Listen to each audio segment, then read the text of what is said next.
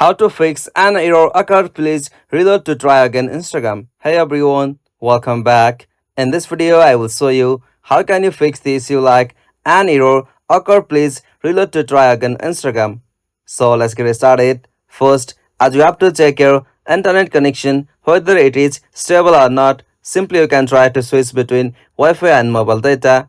After that, you'll have to also turn off all of the VPN and proxy. For that, open up settings. From settings, tap on general, and from general, you'll have to scroll down and tap on the option VPN and device management. From here, make sure you are not connected to any VPN or proxy. After that, back from here and open Instagram. If it is not solving it, look for any update available for Instagram. Simply open App Store or Play Store. After that, search for the application Instagram. Now from here, if you find any update, simply tap on update. After you update latest version of Instagram, your problem should be fixed. If you are still facing that problem, you need to clear the cache of Instagram. For that, open up settings. From settings section again, you'll have to tap on general. Now from here, tap on iPhone storage.